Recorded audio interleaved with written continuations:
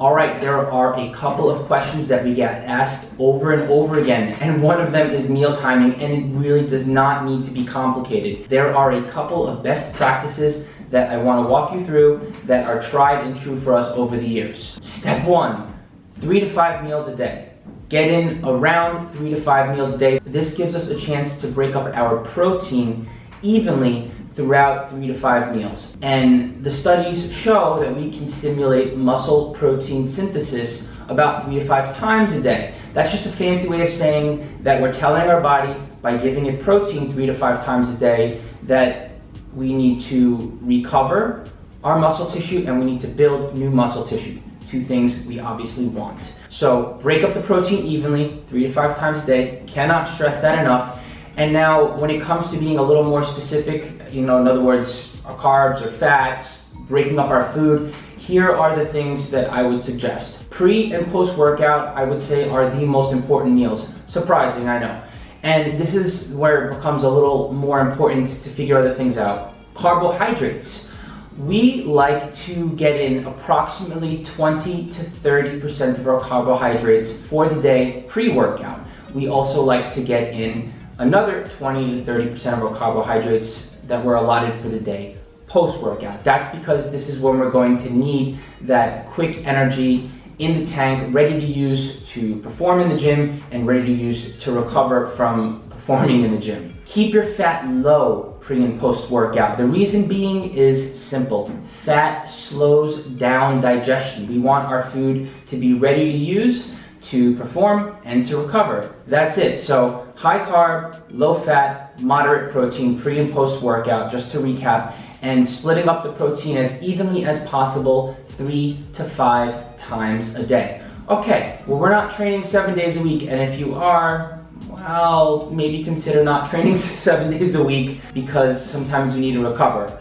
There are times where we need to do that, but regardless, chances are you're going to take a rest day. What do you do when you rest? Well, my suggestion is to split up your calories as evenly as possible throughout the day. I just find that that works best for satiety. But once again, making sure that we're still breaking up our protein 3 to 5 times a day. And the reason being is because even when we're not training, even on rest days, our body still needs to recover and build new muscle tissue. Some other questions we get asked when it comes to meal timing is, well, when should I have breakfast? When should I have dinner? Maybe I don't want to have carbs at night. None of that crap matters. It's calories in versus calories out. And while all of these rules that I'm giving you, suggested rules, are good for meal timing, for muscle recovery, good for performance in the gym, none of this matters if we can't stick to our caloric allotment for the day. So what I suggest to you is to focus on adherence first and foremost. Break up your calories throughout the day in a way that is going to keep you satiated and keep you eating within your caloric allotment for the day. And here's a pro tip. The first thing I try to find out with every person that I'm working with is, when are you the most hungry? Whenever you are the most hungry, that's when you should probably be eating a little more. So while it might be nice to stack more food pre and post workout, if say you're ravenous at night or in the morning, maybe you want to take a little bit of food away from your pre and post workout and have a larger meal at the end of the night if you're famished at the end of the night and you're going to have a tendency to overeat. Another common question that we get asked is, well, can I train fasted? And the answer is, it depends. I generally like some food in the tank, at the very least protein. Here's the one situation where I say we have a little bit of flexibility. Say you wake up at, 3:34 in the morning, and you're really not hungry, and you're going to be hungry later in the day if you're eating super early. Have a protein shake before you train, so you have something in the tank, specifically protein, maybe a half a banana. And the night before, have a larger meal at the end of the night. And when you wake up early in the morning, you'll still have some of that food in the tank. Some other common questions we get are creatine. How important is that? Timing-wise, doesn't matter. Technically, it's easiest to metabolize and absorb creatine after a workout, but you don't use the creatine that you take in for the day. Creatine is something that your body just stores, and you're really just topping off your stores every day. So once you've had it in your system for a couple of weeks, really, you're just topping off the tank. Have it in the morning, have it at night.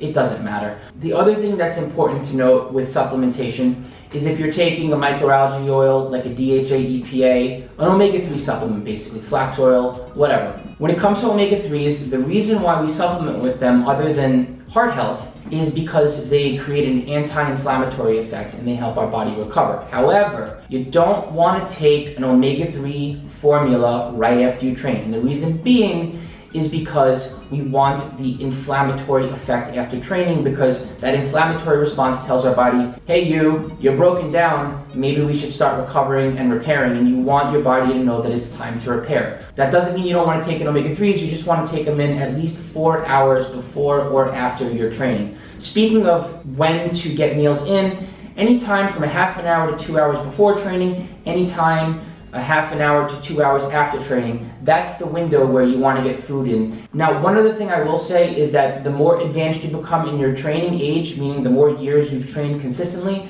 that's when it starts to actually become important with pre and post workout meal timing, with meal timing in general. If you have been training for under 3 to 5 years consistently, you don't have to stress out too much about meal timing. And here's why. Your body takes longer to recover the newer you are to training. The more advanced you become, your body starts to recover really fast. And that's why it's important to have your pre and post workout nutrition nailed. But the first 3 to 5 years of training consistently is not terribly important, but it's just good to get into these practices and these habits. So these are some of the things that we like to think about when it comes to meal timing and our best practices and our pro tips. Let me know how you do meal timing in the comments below. Let me know what your thoughts are and what else you'd like us to talk about. Thanks so much for tuning in. If you liked the video, let us know. Let us know what kind of feedback you have, and we'll talk to you soon.